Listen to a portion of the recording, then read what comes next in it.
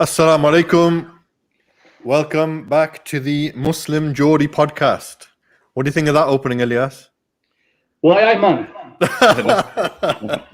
You know, Jamal and Salahudeen, Ustadh Alyas tried to do a Geordie accent yesterday, yeah? So it's both your turn today. He sounded more Scottish than Geordie, but we'll let him off for that. But you guys have to try and do a Geordie accent today as well, right? So we're going to see if we can get something out of you both. Definitely. I think it's something. Okay, inshallah. All right, so let's start the program. Today, as always, welcome everybody to the Muslim Geordie Podcast. And our sponsors, a quick shout out to them. Hill Matheson, HM Residential, and Manjaros are our sponsors for Newcastle Fast FM and also for this program, the Muslim Geordie Podcast. Right, let's get straight into it. Tonight's going to be a really, really important topic. And I think it's one of those things which always keep coming up. And one of those topics which need to be addressed on a regular basis. Yesterday, we had an excellent discussion on youth issues. There's going to be a bit of crossover on that for today as well. But the main focus on tonight's program is going to be about marriage and relationships. All right, so we're going to dissect a few different areas of this. Of course, we're not going to do justice to the whole topic in one podcast, but we're going to take some segments and we're going to have a bit of an open discussion on it. And I've got some brilliant guests and co-hosts for tonight's program. First of all, let me introduce Sheikh Alyas Karmani, who is a psychologist, a relationship counselor, an imam, a teacher, and there's so many things we can add to that, a youth worker. And his expertise on this topic, I'm really looking forward to discuss because he's done a number of workshops on this and I've attended some of them and they've been excellent, I have to say. Also, we've got brother Jamal Richards. Assalamu alaikum, Jamal. Walaikum really salam. Looking forward to hearing some of your points because, again, you're similar. You've got a lot of experience in this field, especially back in the day with trying to help people connect for marriage, right? Trying to help support people to get married. So We're definitely going to pick your brains on some of that also. Inshallah. And we've got Salahudeen Patel. Assalamu alaikum, Salahudeen. Wa alaikum salam. I guess we're going to get an unmarried perspective from you, right? Of marriage and relationships. Alhamdulillah. It'll be a good discussion, I'm sure. It'll be a good discussion, inshallah. Right, so let's get straight into it. First of all, let's open up the conversation following on from yesterday about youth issues, some of the discussions we were having about Muslim youth. Let's open up with the first question. Should you get married young? Should we get married young, especially in this society that we're living in today? Let's start with you, Alyas. I know we've had an extensive conversation on this offline. Let's have that conversation online, bro. Let's have that discussion. Bismillah, alhamdulillah, wassalatu wassalam ala rasulillah. Assalamu alaikum to all the viewers as well. And absolutely, it's the sunnah. I think there's an echo someone's got, so I think we have to mute. I think I'm getting some feedback from others, yeah? Okay, I think it's okay there now. Look, it's the sunnah to get married young. And so, when I do a nikah, and it's a young couple out there, one of the things I start off when I do the basic bayan, when I do the nikah, is that I say, mashallah, when we see our youngsters getting married, we're so proud of them because they're choosing to do that which is halal. They're choosing to follow in the sunnah of the Prophet sallallahu alaihi wasallam. And absolutely, you should get married young. Obviously, within the law, let's be absolutely clear what we mean by young. What we're talking about, obviously, legally in this country. I think 18 is okay as an age. I think maybe younger than 18. I think with young people today, there tends to be a lot of immaturity still. But I think the whole point of getting married young is because we're recognizing that there is a significant issue in our society around hypersexualization and the fact that young people, want to be in relationships. They want, not all, but a significant number of young Muslims. In fact, there was a piece of research that was done by the MCB, and they identified 67% of Muslim under 25s had been sexually active outside the institution of marriage. Now, and that's the MCB who did this research a couple of years ago.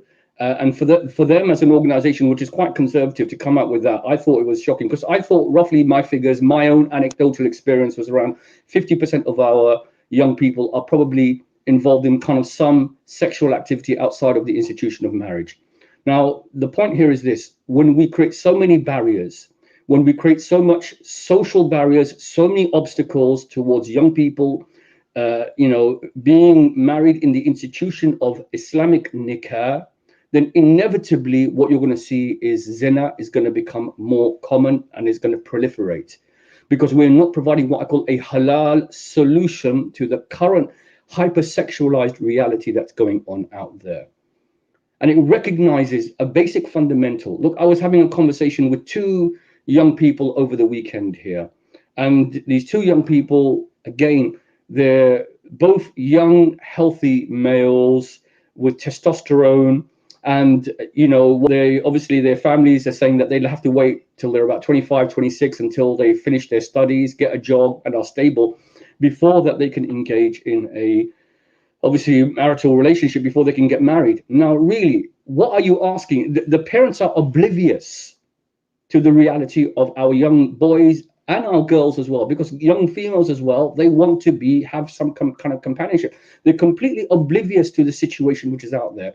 And what they're asking their young person to do is become basically asexual. They're asking them to completely suppress this need that they have for companionship, for comfort, and to be obviously in a halal relationship.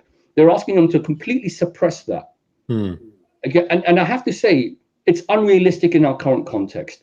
So for me, I believe, yes, young people should get married early and they should get married young. But I also put a caveat to that. We should have very strong guidance, coaching, training, pre-marriage assessment. And I'm going to talk about this later. I have 5 psychometric tests that I use to judge what I call premarital compatibility. We should do all the guidance, the training, the support, the counseling. All of that should be available, and pastoral support alongside that as well, so that this obviously enables those young people to be successful in their relationships as well. So absolutely. I mean, look, my personal view is I'm very pro people getting married at a young age. The question is, how young is young? What is an appropriate age for young people to get married? You mentioned 18. I agree with that. Obviously, from the legal framework as well, you can get married earlier, even legally, with the right permissions and stuff. With parental consent. Absolutely. Yeah, with consent and stuff. I mean, even 16 depends. It all depends on the person for me. But the question that we've got to ask as well to go with that is, or the conversation that comes from that is, what about financial responsibilities? What about the cultural aspects? Most parents, let's be frank, let's be honest about this, right? Yeah. Most parents aren't going to marry their daughters to a young man of 18, let's say, 18 or even 19. And because there's a lot of conditions now. He has to have a degree, he has to have a job, he has to have a house, he has to have X, Y, Z, and then we will give our daughter to you, right? So that level of financial independence is something that is very focused on. Now, we've had a discussion about how we can get around that, but really it's, and please do elaborate on that, about how we can get around that. But really the issue is it's a community cultural, a culture shift that needs to take place for people to make it accessible and acceptable to do that. Because let's say a young brother comes, he's 18 years old, he wants to get married, he wants to go to university, he's got aspirations, he's got ambition, he wants to get married. And everywhere he turns, the parents are knocking him back. What's your advice to someone like that then? He says, look, I want to safeguard myself from zina. I want to have a companion. I don't want to do a haram relationship. What's your advice to that, brother? Look, I will tell you, do you know what I think? And I've seen it in the comments, and I actually accept what people are saying. And I'm glad people are disagreeing as well. I think it's really important, that we have a healthy discussion on this. I think there's a profound misunderstanding about what is the purpose of Islamic marriage as well. I think there is a profound, I think, cultural expectation, as you said. Now let me give you one example. Someone said that they need to financially provide. Okay, let's look at the reality of that. What do we actually mean by financial provision as well? Of course, الرجال قوامون على النساء. The man has a qawam over the woman because he provides for her. The reality is, what we're looking for now isn't financial provision so that two people are living a modest life. that's not what the requirement is. Yeah, it's actually much more excessive than that. And that in itself, what it does is that it creates so many barriers, which really realistically are unattainable for individuals. And I'm looking at it. Look, I'm looking at it as from a much bigger lens than just what's going on at the community level. I'm looking at the movements that are taking place around involuntary celibacy, which is being forced on Muslim men, and the kind of misogyny that this creates. I'm looking at the fact that women now, Tayeb, you know, a number of sisters now, okay, who are saying to me, we don't want to get married. Yeah. Okay. And you know what? There's an interesting thing. The women are doing better than men on an educational level, on a vocational level, in terms of average earnings. Muslim women are doing actually better than overall than Muslim men. So therefore, the pool of Muslim men is diminishing as well, which is quite interesting here. Yeah. And so there are a lot of factors that people are not taking into account in terms of the external environment here. Okay, in terms of maturity, well, look, I'm afraid if two young people are mature enough to have a relationship, okay, then you know what I mean, they're not going to be playing, I always say they're not going to be playing patty cake anymore. We call it advanced level patty cake, yeah, they're an advanced patty cake, yeah. Look, and this is what I'm saying. So, okay, so how do we deal with that? And what everyone's basically saying is that the only solution is this traditional cultural model, which is that you're right, someone has to be financially of means, then they have all of that, and then they're able to obviously get married, yeah. And I'm afraid it's not dealing with our current reality, yeah. And then someone said, what about divorce rates? Yeah, well, what about divorce rates? Okay, divorce does not indicate moral decay. I want people to, this is a completely distorted notion. Amongst the Sahaba, radiallahu anhum, you'll be surprised that they married and divorced multiple times. Are you saying that they were morally deficient? Na'udhu billah. Okay, radiallahu anhum wa radu an. We could talk about divorce. I mean, the thing is really the bit to unpack at the moment is this: you've got a whole. We know the situation with the youth. Either they are subject to falling to their desires and falling into zina and having illegitimate relationships which are outside of Islam, or like you said, they're forced into trying to cope with that and then wait until they have a job and become financially independent. Some people might not get as financially strong enough because that's subjective as well. How much does that have to be? And then they can't get married for a long time, for years. So where's the balance in this, right? Yeah. Jamal, maybe you want to jump in on this because I know you've got some views on this particular topic and issue. Feel free to jump in anytime, by the way, boys, right? But because for me, I've got this thing. Look, what's wrong with two young people getting married and not living together? Absolutely. What's wrong with that? That is the until they are financially dependent, right? Absolutely. What's wrong with the boy and the girl living in their parents' homes, meeting up in a halal relationship? That's what you call a halal relationship. Correct. Where they're both married, done the nikah, go to university together if they want to go to university together, or work and meet up until they can get the money enough to stand up on their own 2 feet. What's wrong with that, for example, as a solution? Look, AT, that's a very good question. I mean, you're talking about a young couple, for example, who they've met each other maybe at uni or something like this, and they have kind of they've declared that they want to be with each other, and under a situation like that, then it's probably quite a healthy thing to be able to facilitate for them to be able to be halal, to be in a marriage situation. Everything that Alyas said, mashallah, I completely agree with, except that there's more to it than that as well. So everything he said was absolutely right. No one can question that. I know people have disagreed, but you have to unpack the whole thing to understand that you can't, for example, deny a young couple from marriage when then they may end up doing something because they'll do it anyway. And that's the situation that we're in. They'll do it anyway. So it's better to, label it as like, this is halal. You're in a marital situation now. But there's so much more to it than that. Like, for example, what do we do in a situation where, like someone's commented, for example, we are men, we have desires.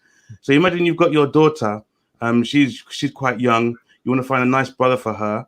And then you've got this young brother who, he's basically like, I just want to get married because I need to get married, basically, right? I don't have any intention, or I don't have the ability to to understand commitment, understand supporting a family. I just need to get married, right?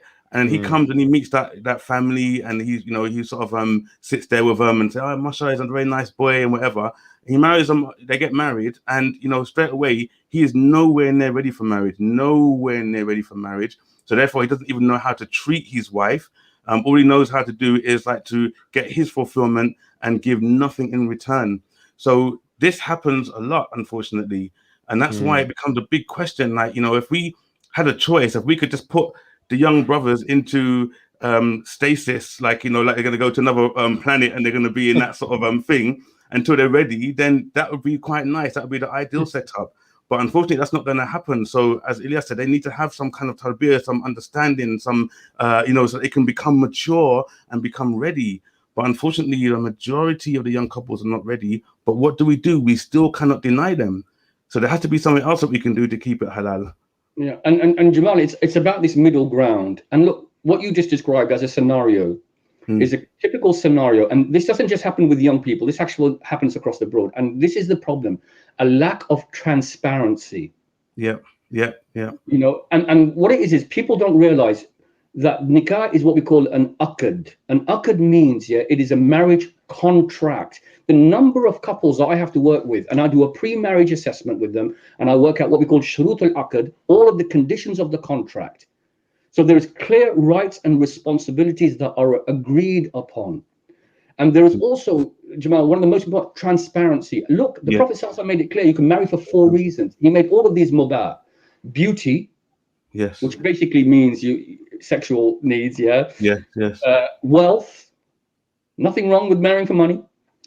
A family name, status, and taqwa. And the best of you is taqwa. But that doesn't mean the other 3 are not allowed. No, exactly. So the point is this: if you're totally transparent, and this is the problem, a guy comes and say, "Look, I'm totally transparent. I haven't got. This is my means. This is what I've got. This is," and then you're saying to them, "Okay, and I like your daughter. We've met, and this is it, and I want to be with her. We feel that there's a compatibility." You do some due diligence. It's important to do what I call due diligence. Be absolutely clear. And you probably heard me make this statement. We spend more effort deciding the specifications of what phone to buy than the person you marry. People do more diligence buying a phone than a marital partner. So do your due diligence, take your third-party references. Come on, I'm not saying totally go in here blind, okay? And then, give the young couple support. Alhamdulillah, help them, bring, as a village, support them and help them. And I've got another pragmatic and realistic condition. Well, support and space, I would say. Give them support and give them space, so that they can grow as well, and not because you don't want to be too interfering at the same time, and then giving them. Everyone is unique. Look, I can tell you for sure that I was probably capable at the age of 18 to be in a marital relationship. I was married at 21. Alhamdulillah, I've been married nearly 30 years. So but the point I'm saying here is this: there's another really important thing I say for every young couple that get married. I said, do not have any children until at least 2 or 3 years into your marriage, when your relationship is solid. This is called being pragmatic. This is absolutely called being pragmatic. I've had couples, honestly, and not just young couples, old couples, where the sister got pregnant in the first month, and then in the second month, she realized, I've made a massive mistake. SubhanAllah. And then obviously there is of course, the child is a blessing, but I'm talking about using intellect here, and common sense, and living in the real world, and living with the dramas and challenges and social, cultural, political, economic challenges we have in our current environment, and working with solutions that make things halal and easy. Otherwise, really, when I look at the comments are just, do you know what? Kids get depressed. You don't know what and it's not just males, it's females. There are sisters who are deeply depressed. Because they're saying, "Oh, this is all the conditions and the requirements and the barriers and the obstacles." Okay. Well, that's what I was going to say. It's not easy getting married, even if you're financially dependent, even if you've got all the everything, all that you've ticked all the check boxes, right? It's still not easy getting married. I mean, just ask Salahudeen here, right? This guy right down here. It's still not easy. You can have everything, all the boxes checked off. But you still have to find the right people. You have to. Just a quick point. And it takes time. It takes time to find somebody that's suitable and compatible and all the rest of it, right? Okay. Especially when you're fussy and you got some high standards. Guys, just a quick point. Just to show you how bad I am. I just realised I looked at the date, and it's my wedding anniversary, 28, I think, and I forgot. I forgot completely. Oh no, you are in trouble tonight. You're on the doghouse, bro. She forgot as well. So Congratulations. But you see what I'm saying? Like, even if you do, I know brothers. Look, sometimes brothers and sisters, they ask me to help them find a partner and all the rest of it for marriage. But even then, it's not easy. Let's say I've got the CV, everything's ticked off. Sometimes it still takes a good year, 2, 3, 4 years before they even get married when they start actively looking, right? And that's for both brothers and sisters, by the way. It's not for one or the other. So this is what I'm trying to say is that, look, even regardless whether you're financially dependent, and that's again a subjective understanding in the modern day, right? What does that actually mean? What do you have to have? What's the minimum requirement before you get married, right? Not only financially, but obviously mentally, if you're ready for it, if you're mature enough for it, and all the other things that come with that. And this is why I like the point that was made by both of you, that there has to be some form of support, coaching, preparation, and so on and so forth, right? And unfortunately, that's not happening. Who in the community is doing that? I don't see, and again, I don't want to go into sort of masjid bashing, right? But I don't see the masajid doing it. I don't see the elders doing it. I don't see even the youth doing it. I don't see, there's no youth centers that I can find that are doing it. There's hardly any youth centers anyway, right? Who's actually doing this? It's a taboo subject for most parents. They don't want to talk about it. They just want to get the rishta, do the deal, send them off, and then go start your life, right? And it's like, well, where's the prep work for it? The most people get is the old Muhammad al-Jabali books, right? That they read, the marriage series, right? Or a few videos that they see online, and then that's it. They're going for it. The rest of it is desire-led. Let's be honest. That's the situation that we're currently in, regardless whether it's brothers or sisters. I'm talking about. We're not, because I know you mentioned brothers, Jamal, that they're not ready to do it, but I think it equally applies to sisters. Yes, they want to get married for their desires, to fulfill their desires. Yes, they want to get married to stop from falling into fitna and zina. And some of them, in fact, a lot of sisters that I've seen, young sisters, are also mentally mature enough to get married and spiritually mature enough, right? So if that's the case, then what are we doing about it to try and resolve that current situation? That's the question I've got. I think for the sisters, I mean, just from my experience over the years, and I know it, it's not the sort of the rule of thumb for everyone, but a lot of the times I think, like, the sisters, maybe it's because of that sort of maternal kind of instinct that they have, where they want to build a family, and even when they're quite young, their role model most of the time would be their mothers. And so, I know that young girls, they're still going to have their mind, they might still be out there, they might have that sort of thing, but at the same time, once they start to think about marriage, then they see marriage as what marriage, I suppose, has always been intended. Like the full package, not just like, oh, I just want him to just come around and see me like every once in a while and then disappear. Yes, they do exist, but I just think it's like, it's just we have to admit that obviously it's more on the other side, where it's a case of, okay, look, he got married. You ask AT, like, what should the minimum requirement be? I mean, I would argue that maybe it should be commitment, for example. That you're going to go into that thinking, look, I know that I'm a young guy. I've got my desires, but there's a package in this. There's a whole package. It's just like, once I'm in here with this woman, I now need to sort of change the way I think. My mentality has to improve a little bit. But unfortunately, that doesn't happen. I mean, like, you have many cases where the sister complains that her husband, at very, even at an older age, he just sits down on his PS4 or 3 or whatever it is now, PS5, and doesn't even spend any time with her. Or if not that, he's just out with the brothers and stuff like that. So it's a bit of a challenge. It's a difficult one. But as long as the PS5, thank you. As long as they because I've been giving this example since the PS3, by the way. So it's a long time ago. But yeah, that's what it is. I mean, subhanAllah, in an ideal world, that you would, as you said, AT, find certain workshops and stuff like that. So young brothers would go to that workshop, they'll get that kind of understanding, and obviously iman, building their iman and stuff like that. So they understand this is not just a piece of property. Meaning this is not a piece of property. Not this is your wife.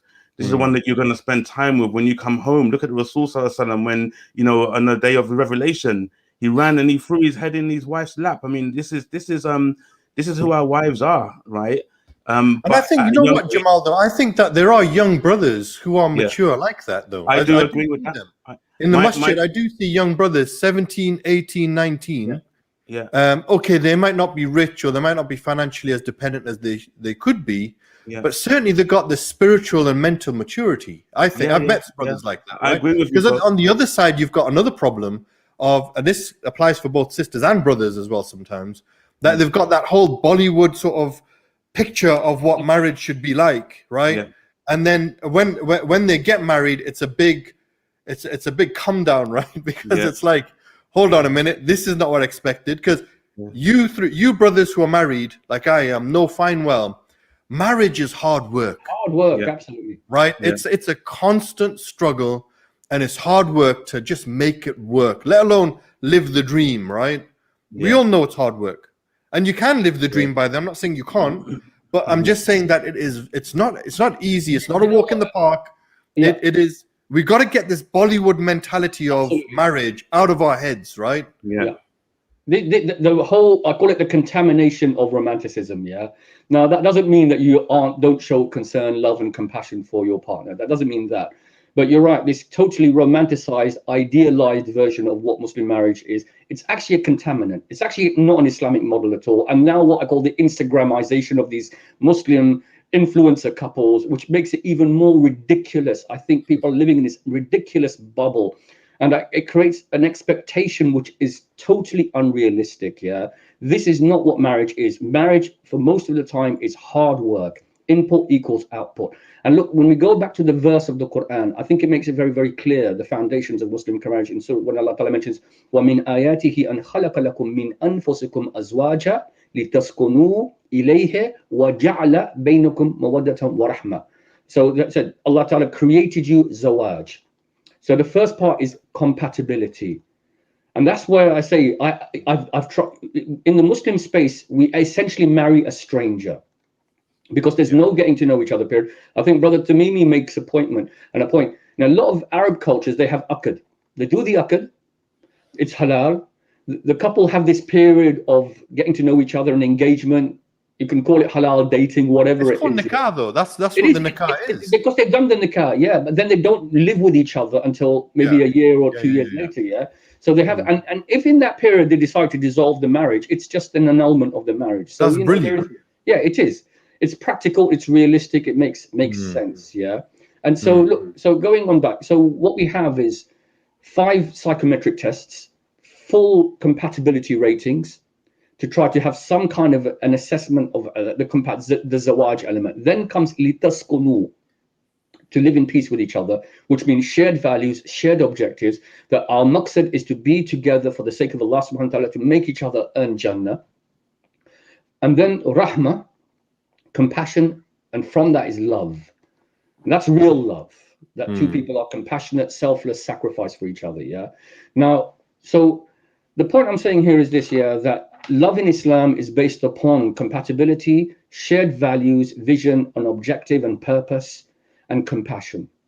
That's what love is, not this ridiculous lifestyle notion of it. And so people, both the males and the boys are pornified, I'm afraid. And then the girls, I'm afraid, are romanticized with these notions around what marriage should be. And they have ridiculous expectations. And they really need to obviously have that coaching and that maturity development, I'm afraid, yeah? Okay, having said that, it still comes back to the issue that every child is unique. Every young person is unique. And we have to adapt. You've got to find that balance, isn't it? You've got to find that right balance for every individual. Yeah. And I want to make this point here. People talk about divorce rates. What is worse? Increased zina and fahisha, or increased levels of divorce? What is worse? Well, one's halal and one's haram. That's the whole point. Yeah. That is exactly the whole point. And divorce, you know, again, I want people to get away from the distorted cultural stigmas and taboos around divorce.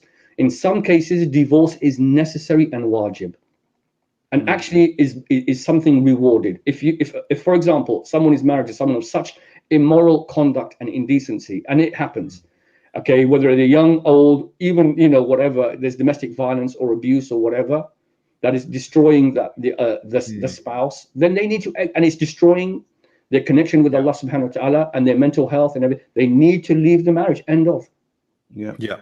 That's it. After obviously maybe trying to rectify it, dealing with the unnushu's, the discord, but then they have to leave the marriage. They have to leave the marriage. This is not blameworthy, but rather this is recommended in this case. However, you're absolutely right. If there's no just or reasonable reason, then of course.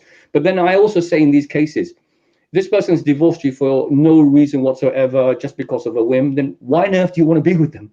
Okay. You know what I mean? So I think there's a lot of guidance. There's a couple of comments I'm just going to read out because they're linked exactly to what we're saying here. Yeah. Shorty Boyd, he says, should we bring back a culture of arranged marriages where getting to know each other long-term is facilitated in a halal way? I think so. I absolutely agree with that. Sister Lucy, she says, what advice could you give to the unmarried reverts out there? We've talked about the youth. What about the reverts? Often they don't have the support of the community. And this is the problem that I find with a lot of revert sisters. The so-called wali often do not fulfill the requirements to protect them or do their jobs properly, right? When it comes to reverts. So this is another issue I think we need to unpack. We've talked about the youth.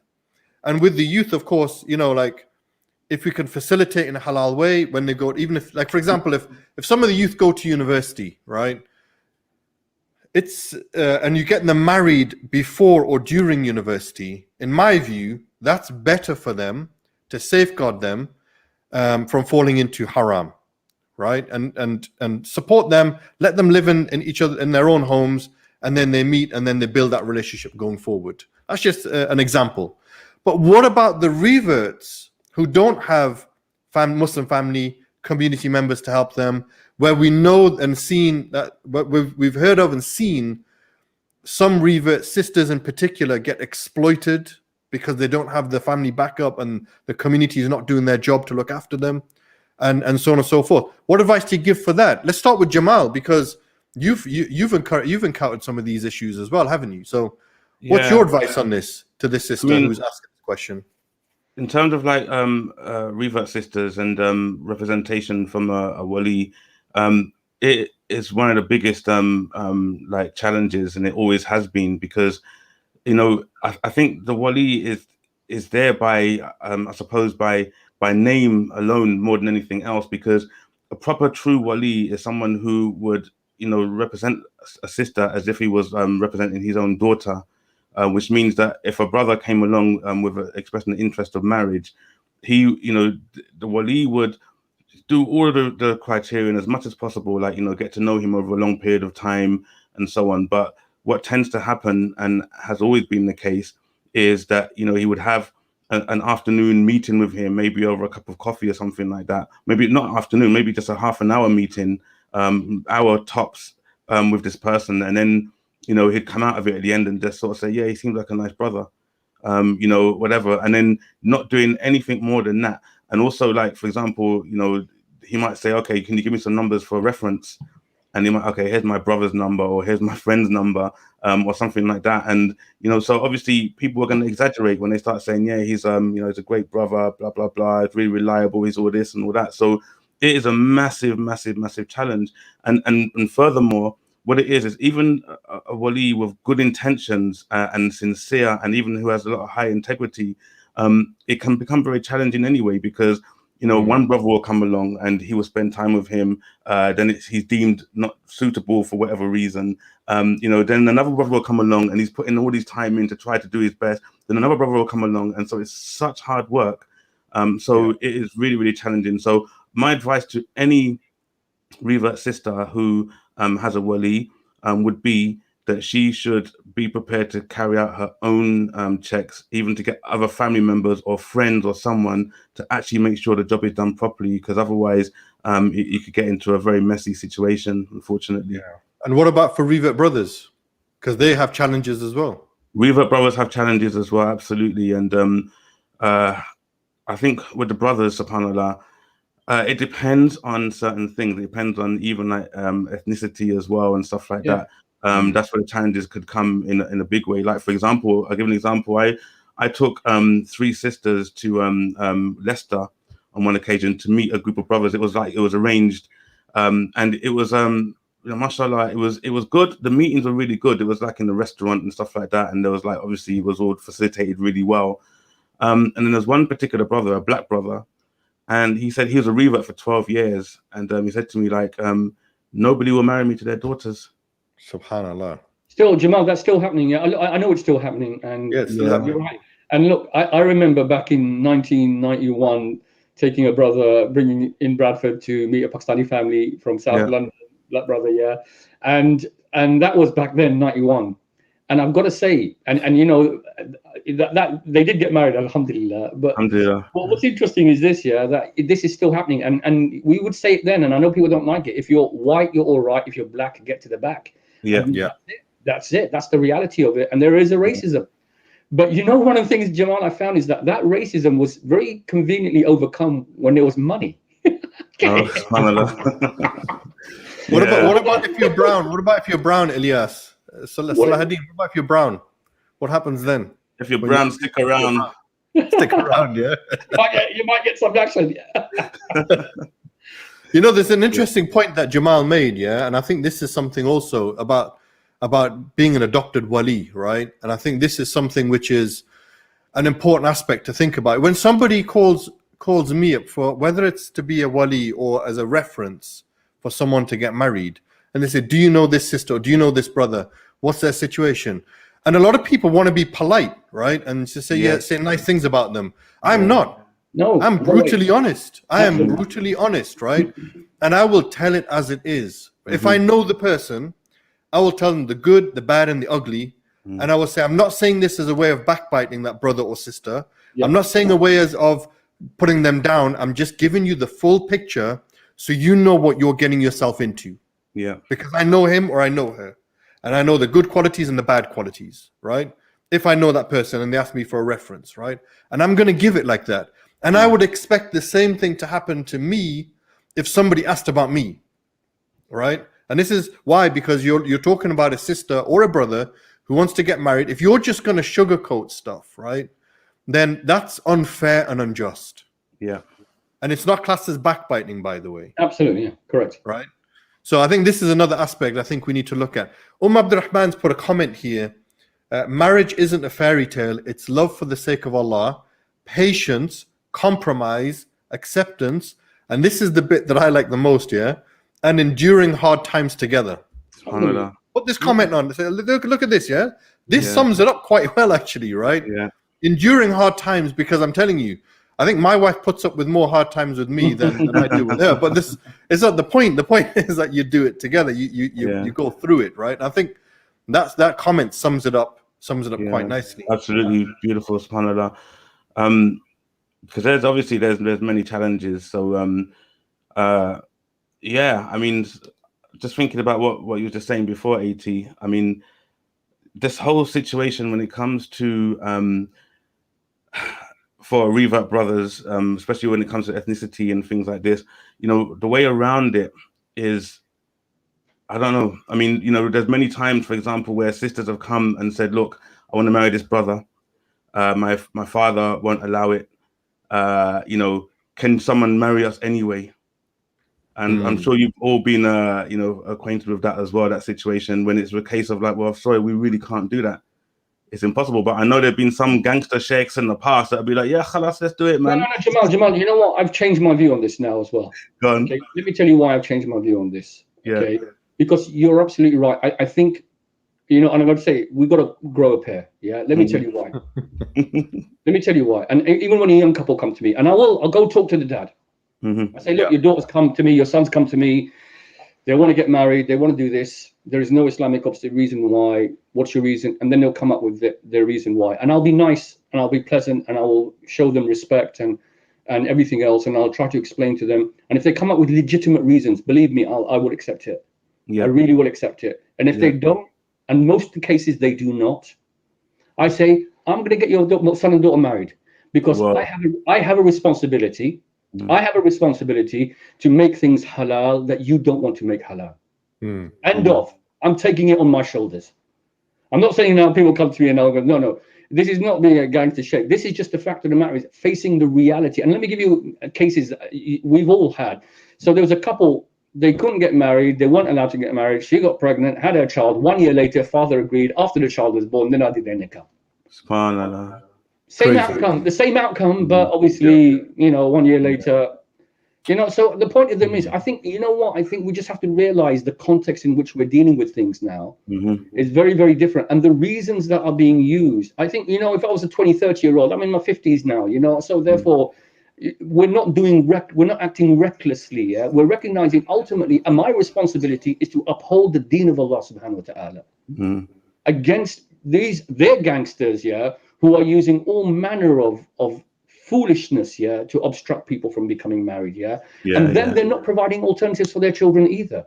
Okay? And they're literally forcing them or putting pressure on them or have their ridiculous expectations on them as well, So no, I think that you've got to call it for what it is. Try to mediate, try to get them on board. If not, you know what I say? But then again, I have to make it clear to the young couple or the couple getting married. Look, you need family support. You need them to be involved here. And generally, you know what, Jamal, most cases, they come round. They come round. Right. I remember one auntie said to me, oh, if they ever come round, I will chop them up into little pieces. And then what happened is that a couple of years later, I was round their house and I noticed all the kids are going round. And she had her heart melted, man. Absolutely. Heart melted, and that was it, alhamdulillah. There's a couple of other things I think that you guys mentioned earlier on. One, there's 2 points I want to talk about. One is about we talked about the Bollywood sort of mentality and people have huge expectations. Some brothers, they want to marry the niqabi supermodel, right? Some sisters want Mr. Perfect, and he has to have X, Y, and Z, and he has to be this tall, and he has to be this complexion, and so on and so forth. What's your advice to people like that when they are so? I mean, I call it picky, I call it fussy. That's just me, though. But when they've got so many conditions that they're looking for, that they make it so difficult for themselves to find, because you're never going to find the perfect person, in my view. I don't know what your brother's views are, but you're never going to find everything you're looking for 100%, right? That's just the reality of the situation as far as I'm concerned. But what are your advices on this? Yeah, I mean, I kind of gave up when I had my marriage service. I gave up on the young brothers and sisters. Below a certain age, I kind of gave up on them because there was just too much work. Why? Because they're young, they got time, they can be picky. It's like, this is what I want. It's like, okay, well, 10 years time, you're going to be thinking like, oh my God, I should have just settled for that really nice, brother or sister who, they tick so many boxes and whatever, but it's a lot of work, subhanAllah. So they just learn by experience. It's hard to advise them. It really is. They learn by experience. They would always think that, no, it's fine. I can wait. It's not a problem. That person does exist. But usually what I find is, yes, that person does exist, but they're not really into you. They're into somebody else, so then you have that kind of like... And Jamal, that's themselves. Well. That's themselves, by the way. Yeah. That's true as well. They're just themselves, man. What's your advice on this, Alyas? What are you saying? You know what it is? You're absolutely right. There is this, again, I touched on it earlier, this construct of the model of what is attractive, and it's a complete deception. And it's, obviously, the conditions are completely unrealistic. So not only does he have to have the dunya, okay, and he's got to be good looking, and he's got to be deeni and an alim, by the way, but he's got to have a six-pack as well, man. And he's got to have the guns as well, He got the guns, man. He got the six-pack, Lots of money, nice car. Yeah, and you married him, he had a 6-pack. 6 months later, it's a 1-pack, I'm afraid. It's not 1-pack. It's a family pack. Yeah, It's a family pack, actually. Or and it's her fault. we call it aludi body. It's just a potato sack. Okay. So the point. That's something we were exploring recently. You know, like mashallah, we're talking about how sisters, they might have that sort of, you know, that ideal man, right? You know, with the 6-pack and the guns and stuff like this, yeah. But once she gets married, she's gonna feed him. Her expression of love is through his stomach. Food, yeah. And when he puts on weight, she's all right with it. She's like, she doesn't mind. No, but on a serious note, Jamal, you know, one of the things that I figure, people are bringing their own also emotional and psychological baggage. Yeah. And people, I'm afraid, we're slightly emotionally ourselves damaged as well, and then we have attachment issues. And there are hormones at play, so like oxytocin and dopamine and serotonin, and there's a lot that's going on sometimes. This is why, again, you need lots of guidance and instruction here into it. And you're absolutely right. People come into marriages and look, if their own experiences of their own family homes has been a bit dysfunctional, I'm afraid these are reference points they're bringing into marriages as well. And sometimes what we have is a repeat of those cycles of behavior on the males and the females. Sometimes we have overcompensation. Sometimes we are people who are just not prepared for the hard work that marriage is. So people themselves are, and that's why I really believe the kind of psychological assessments that I do are really important. Because it doesn't mean it's a deal breaker, but it means that you are fully aware of what you're getting into and what the fracture lines are, what the strain lines are, where there's going to be the threats and how to overcome them through your relationship. So that's why this kind of particular model is really appropriate. And Jamal, it's not unsurprising that when you have, it can go either way. We've got men with control issues. Yes, of course. Who will present a face before marriage of that really forward-thinking and empowering husband, and then afterwards a complete control freak with low self-esteem. And I always say this. I do this when I do the nikah, when I do the bayan nikah. I say to the men, one day Allah will give you a daughter, inshallah, and you will give that daughter to a man. And you did not bring up your daughter to be a strong Muslimah for another man to totally disintegrate her self-esteem. SubhanAllah. So let me tell you one. Everyone's talking about money, finance. I'm choosing a man for my 2 daughters who will nurture their self-esteem, who will make them powerful women. You know, really, that's what the money side, all that, that's not really the materialistic side. The real wealth is the barakah of nikah and litaskunu, living in peace. Please, that is the wealth of marriage, is living in peace with each other. Mawaddatan wa rahmah. And why do these boys destroy the self-esteem of women? Let me tell you why. Because they themselves have been nurtured, I'm afraid, by seeing quite dysfunctional situations. They have a toxic masculinity as well. And they don't know. They feel insecure. You know, I've had men doing tawaf around the Kaaba with their wives, accusing their wife of looking at other men, na'udhu billah. Okay, in the haram, And then there are females who also come into marriage with control issues, with issues around envy, with issues around micromanaging their husbands, with all of that, their particular baggage as well, and will probably feed them because they don't want any other woman to look at them. Okay, so there are people bring baggage into these things, you know, and I'm afraid that's just human beings, and this is why marriage, with all the science and all the wisdom that we use, ultimately it's Allah subhanahu wa ta'ala, Allahumma inni astaghfiruka, who puts the khair into it, inshallah. Ultimately, you know, it's with Allah subhanahu wa ta'ala. Absolutely. By the way, we're not saying that you shouldn't be fit and you shouldn't be healthy. You should be fit and healthy. And have your guns, brothers, have your abs and all the rest of it. Go for it, right? Also, yes, go for it. Ilyas, isn't it also the case? I know what you said there is absolutely true in the sense that, you know, people who are accusing your wife of looking at other men, of course not. But to have that level of ghira, isn't that a good thing as well, to a certain extent? I think what it is that we have what we call ghira, which is an honor and a protectiveness that you have around your wife. Okay, which is what you would expect, I think, of an average Muslim man to be a protective individual who safeguards her. But this is called micromanagement control, which talks about, oh, you look there, you can't go out there, you can't do there, you can't do. And that is the difference, because again, the person's controlling her as a physical body that he thinks he owns. You do not own your wife. She is an amana from Allah subhanahu wa ta'ala. Okay. and she's not your property to use as you wish. Okay, so that's what we're talking about, the micromanaging control. And then these individuals, if they really were concerned about control, then let them deal as the best man who walked on the face of this earth, Rasul alayhi salatu wasalam.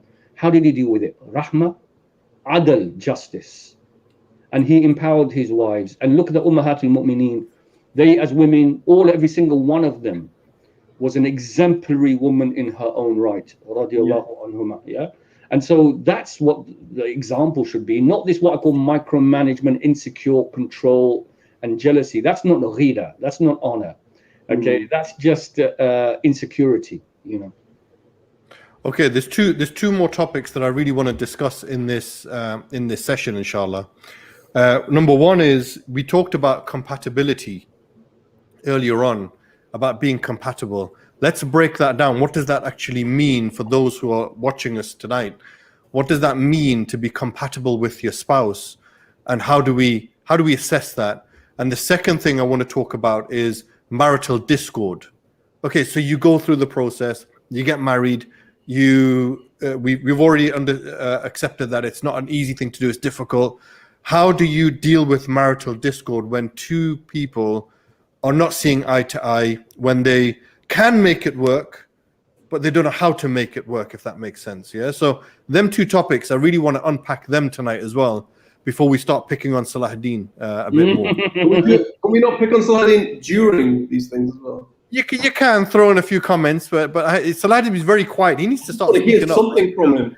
Maybe otherwise we're gonna keep going back to him here, yeah. AT, unfortunately, I'm gonna have to leave in 10 minutes, bro. All right, go for it. You start then, Jamal. Yeah, tell okay. me, what do you think about the compatibility issue and the issue around marital discord? I mean, like, this is something which is really, subhanallah, it's one of the biggest kind of topics that we can discuss when it comes to marriages, because everyone at some point in their marriage experiences marital discord, and depending on the reason behind the issue, it can be very challenging, because a lot of times you'll find that, for example, maybe one side of the marriage, they'll be kind of like, okay, look, we can get through this, whatever. I'm not happy with this situation or whatever, and and their mentality might be, this will blow over. I've made my point and that's it. Whereas the other might be, well, I'm not happy with this, and they drag it on. But we do find that people do not follow the advices and the instructions that Allah gave us when it comes to these situations. Which is that obviously there's a list of things that we're supposed to do, and even if it does come to having a divorce, then you should stay with each other, because there's a hikmah behind that. Because even if a man pronounces that talaq and he's meant to stay with there for 3 months, but he's thinking, well, I'll give him the talaq now, so that's it, I'm gone. And then that's many times they realize that we've made a mistake. Right, so I don't know what the ratio is, but there's probably a high percentage of divorces where it's sort of like, my God, I regret it. I said it in anger. So the question is, which should be addressed as well, is how many marriages out there now that are existing at this present moment in time that are void? Yeah, it's a very, very good point. Yeah, I mean, like, so.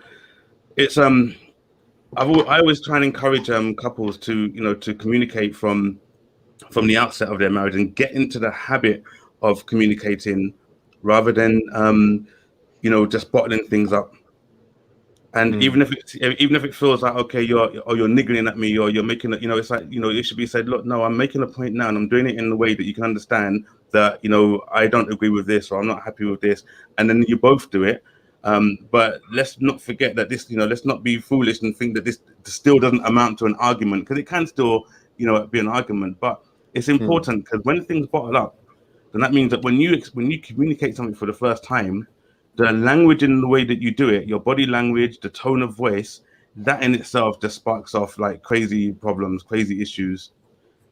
So marital discord it's a massive, massive topic, and I've only ever known there to be one book on it. I forget who the author was, but I bought this book back in 2006, and I loaned it out. And just like the norm, when you lend books out, man, it's like let's say goodbye to that book. They're lost. Yeah, they're lost. Yeah, it's gone forever. I don't even know where that book's gone now, but you know, it was an amazing book. But there isn't anything else out there, so we need to have more talks. Maybe Alyas yourself, maybe someone, just more talks, more videos, things like this, so people can understand how do I deal with this situation. I'm not happy, she's not happy. How do we deal with it, and how do I get rid of this anger, anger that I feel now, this rage that I'm feeling now? How do I do it? Because at that point in time, I can't fathom the hadiths and how we're supposed to deal with things. You know, sit down or lie down or even leave the room, because I will need to have my point made, and you know, then it can really escalate into something really big. So it's a really broad thing, subhanAllah. Yeah, Jamal, it's war. Yes, it's war. I've got to say, I've done relationship counseling with non-Muslims, and they are so amicable, so reasonable, so polite. Of course, they have their baggage and issues as well, yeah. And they'll separate in such a mature way, and then they'll stay friends with each other. Bro, I'm telling you, our people, man, it is onslaught, it is war, and it is so acrimonious. Allahu Akbar, yeah. And you married with ihsan, divorced with ihsan, and they deliberately damage their children. They cause trauma to their children through the way that they behave. I've got a case of people. I say to people, I say, look, we can sit down and we can work out an amicable, reasonable. I'll be fair, I'll be neutral, and I will work out an arrangement between you and your children. We can do it now, or you can spend thousands of pounds and the next 18 months going through the courts to come to the same resolution. Yeah. And they would rather do the second. So I do two things now, Jamal. I write it in every single nikah that I do now, that I am the agreed arbitrator. Oh, okay. So I write it, is there, shurut al-aqd, it's there. And if they want me to do the nikah, then I've written it down that I'm the agreed arbitrator, and that both parties, because what happens in a lot of cases, Brother Jamal, is that, as you know, the men stop the women from accessing arbitration. Okay, and so that's the first thing. We write it down completely within the marriage contract.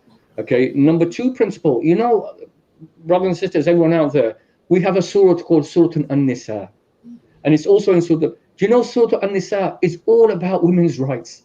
It's all about the rights. Yeah. The framework is all in Surah An-Nisa. It's amazing. It talks about an-nushuz, and then it talks about appointing the mediator. Yeah. So it's there. And so this is an iman issue. So anyone who is going against the book of Allah subhanahu wa ta'ala here needs to check themselves quite clearly, Yeah. And the third thing, Brother Jamal, this is about masculinity. I've got to say, the sisters cry out to me all the time, and they'll say to me, can you mediate? Can you mediate? Can you do counseling? And I make it now clear. I don't do relationship counseling unless both parties are fully agreed towards the change process. And the biggest obstacle is the ego of men, that they do not want to be held to account for their failures. And there's a real kind of masculinity, macho, ego issue there. And that's why they do not come to the table. And then the last point I make is, you're absolutely right. Marriage is hard work, and you've got to put in there. You do not press the nuclear button, until you have exhausted every single possibility. Okay? And Tamim is asking, what is an-nushuz? Allah Ta'ala mentions it obviously in Surah An-Nisa when he talks, it's called marital discord, breakdown in the marriage, beef between the husband and the wife. That's what an-nushuz basically it means, yeah. The main reason for an-nushuz always is a violation of Islamic rights. That's the main reason why, and that's why the reference point is the Quran and the Sunnah, because the rights are clearly established. And the last point is this. This is why, young brothers and sisters, everyone out there has to realize the aqd is critical. Write down in your marriage contract all of the stipulations. Asset, my asset, your asset. Future assets, this is the ratio of ownership. This is my role, this is your role. This is how we go. This is not perfunctory. This is people, it's not romantic. Rubbish. It's called pragmatism, yeah? This is what was really what we call today now prenuptial agreements, okay? It comes from Islam 1400 years ago, where the man and the woman both stipulated the shurut of the contract, the aqd. Yeah. The next point is this: that document obviously is witnessed and is a morally binding document. However, if you go to your solicitor, and now I recommend this, if you don't want to have a civil partnership, And if you do not want to have a civil marriage, which is fine, you don't have to. And I'm opposed to this campaign that register every religious marriage, because no, I have the right to marry according to my own religion. The state has no right to interfere in terms of how and who I get married to, and that it has to be registered. The state has no right to do so. However, I do believe in legal protection. I want to make it very, very clear. I believe in legal protection because this avoids disputes. And let me give you a simple example of legal protection. Okay, ownership of assets has to be clearly agreed based on a contract. Okay, so that's what, and also I want to make it clear, this whole thing that we have now, that someone's been married 20 years and she is given 4 or 5 kids to it, and the man walks out and he gives her nothing, this is not from Islam. You know, she has a right for compensation, she has a right for maintenance, she has a right to be given, she's part of the reason that he acquired his assets in the first place. So this is all comes from a clear stipulation of rights, responsibility, hukuk, and then a clear judicial process. You see, we have the Sharia councils here in the UK. I'm afraid they're getting better, but they're a bit obviously hit and miss. And people do not engage with it. And then often they go through family mediations, which themselves can often be fractious and biased. We need good quality, independent mediators who then facilitate the arbitration when there is discord. Yeah. A couple of comments. Sorry, go on, Jamal. Yeah. Go no. I was going to say that would just be amazing. You know, to have that, subhanAllah, trusted individuals. It would be absolutely amazing, subhanAllah. I agree. And I'd love to see that happen. Inshallah, we need more people involved in this. A couple of comments I'm just going to read out before we wrap everything up, inshallah. Muhammad Hamdan says, do not give your daughter out unless they're getting married by law in a Muslim country. If they don't live in one in the European country that they live in, basically get married by law as well as just the Islamic contract. This is an interesting one. Khadija says, but I need to confess, I actually don't want to get married really fast. First of all, I want to know the person I want to marry, and I know that isn't halal, so I don't know what to do. Alyas, you touched upon this earlier. Give some advice to Sister Khadija on this. Look, Sister Khadija, okay, from the Sharia point of view, if you have a formal proposal, then it is allowed for you to talk to the person who you want to get married to for as long as you want, until the point you become convinced either way whether you want to marry them or not want to marry them. So do talk to them, do obviously have communication with them. However, do not do it in khalwa. Khalwa means it when it's just you and him in isolation, because that opens the door towards obviously people becoming emotionally connected and then heart over head and then losing judgment and also maybe falling into the haram space. So interact, by all means, see each other. The Prophet ﷺ made it absolutely clear you're allowed to see each other, and a man is allowed to see his prospective wife without her hijab. It's allowed because he wants to see the woman he's marrying, and in this case it's perfectly permissible. It's perfectly permissible. Yeah, if you don't want to do it, fine, I understand. I respect a woman's right if she doesn't want to do it, but you know, it is something which is allowed. And if she feels not the first meeting, maybe the second or third meeting she wants to do that, that's something which is absolutely fine for her to do. But you're both allowed to see each other and talk to each other and understand each other, and as much as you want until you become convinced either way. And this is where also I bring in the kind of compatibility testing and the psychometric testing as well. I think it's a really good way just to add another dimension to it. Yeah. There's another comment here. This is an interesting one by Shama Saeed. Joining just now, have we addressed how to handle a marriage where after years one spouse becomes religious, start seeing things from a religious viewpoint, and therefore problems start arising? How do you handle that? How do you deal with that situation? Well, look, I've had a lot of cases like this, and I do advise couples on this. Especially, I advise where there's what we call an interfaith marriage. Let's say a Muslim man marries obviously a Christian woman. And I always advise that couple beforehand that, look, at the moment, both of you have a tolerance for each other. But if at some point one person of either of them goes more hardcore than the other, then this is going to put pressure on your marriage. This is going to put pressure on your marriage. So you've got to go in there with the open mind that this is how you started. So therefore, even if you do go hardcore, then you cannot force your views on the other person. Now, with regards to this question, I will say the same thing. When someone has become more religious, it doesn't just mean that they are practicing. It should also mean akhlaq and adab. And it's also mean rahmah and adl, justice and mercy as well. So let's be absolutely clear. What it means to be religious isn't just that I'm praying more. And then the person said to his to the partner, you have to pray more, you have to, and then there's a disjuncture in their spirituality. Now here it is, of course, advise, encourage, support, motivate, provide the environment which encourages the other person too. If, however, it comes to the point where clearly the person is religious, a non-practice is undermining your deen and your akhirah, then you can make a choice to exit the marriage, and it's legitimate for you to exit the marriage. However, not after 5 minutes or 1 week or 1 month, but after time, inshallah, and sabr and perseverance in terms of advising and encouraging the person. The person may not practice, but doesn't obstruct you from doing so, and may have other good qualities as well. So, of course, this means there's a balance in the situation. But if they are deliberately causing you to disobey Allah, then, of course, you need to really exit this situation. Jazakallah khair. Salahudeen, you've been awfully quiet through this whole podcast, bro. What's your views and opinions, man? We need to hear from you as well. Quiet. Bismillah ar-Rahman ar-Rahim. Yeah, alhamdulillah, Jazakallah khair, first and foremost, for inviting me to this really interesting topic. I think, we can speak about this for hours, and a lot of people have been commenting. From my perspective, obviously, it's really from a revert perspective. I think for me personally, obviously, I'm not married, and that's something that I need to overcome, and I'm looking to do that. But I think there's some of the challenges that sort of reverts face really is that one of the points that you mentioned is you don't have that family support.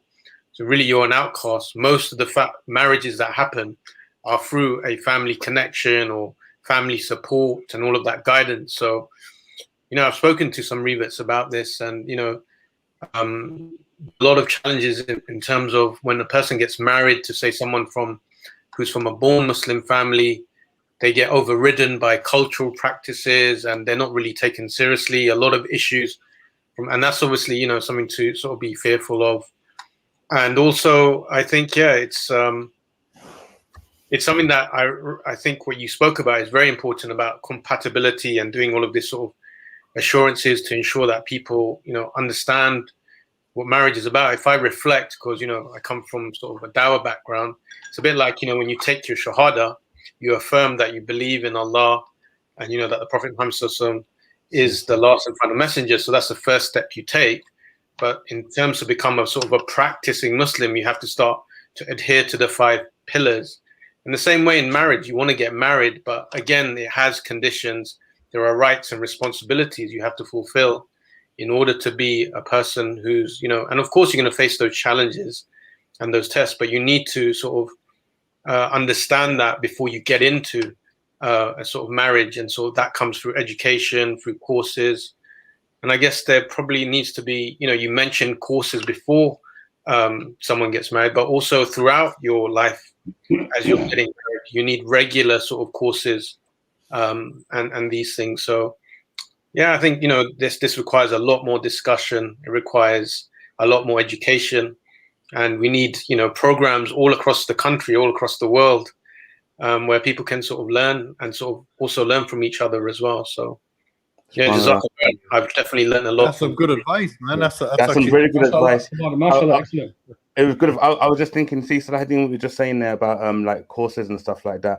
I mean, only a select few people would be actually, I would say, qualified to deliver such courses, right? To help with someone in terms of how they're going to deal with the marriage and so on. And it would be someone, for example, the likes of Alyas, who, psychology background, because marriage is about emotion.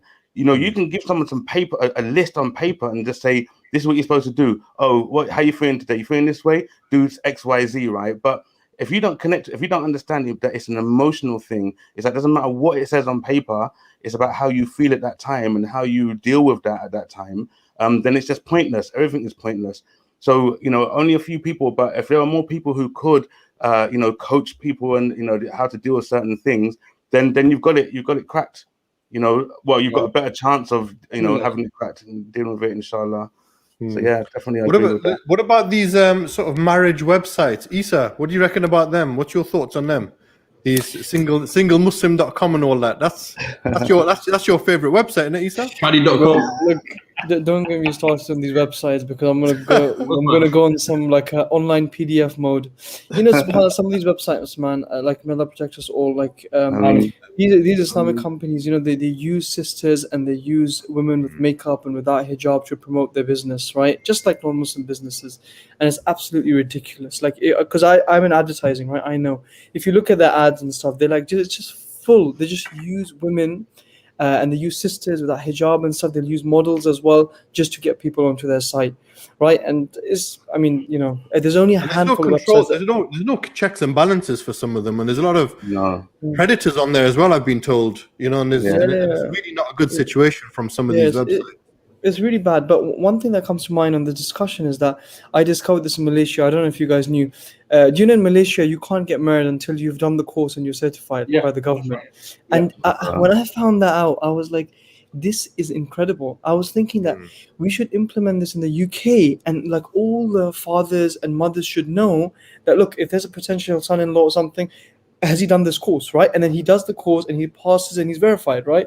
And I think we have to implement something like that, because I wish I knew a lot of things before I get married. Obviously, you get advice and stuff, and it's not necessarily our fault either. We don't have anything, right? We all grow up, and our understanding of marriage is what we see, right? Our parents, most of the time. And so, I think there definitely needs to be something like that in the UK as well, where people can get certified, and then then the parents can see that. And I think that would help a lot, inshallah.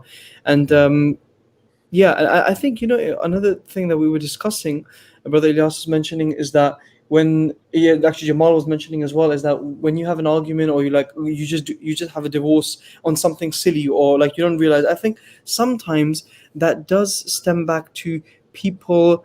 It might not necessarily be their fault, but they might grow up in homes with single parents, right? So they might not know like what constitutes for you to end the marriage, because they're not seeing a husband and wife together, right? So they might jump in that scenario thinking, this is really bad, I should get divorced. But sometimes some people, I think of this, sometimes you can see the arguments that your parents have, and you can be like, oh, by the way, that's completely normal. Or you see the arguments that your uncles and aunties or other family members have, right? So I think that plays a part in it. It's not necessarily their fault always, but they don't see that. They don't know, okay, is this good enough for divorce, or is this bad enough? That's just my thoughts on what was being discussed. But yeah, some good points.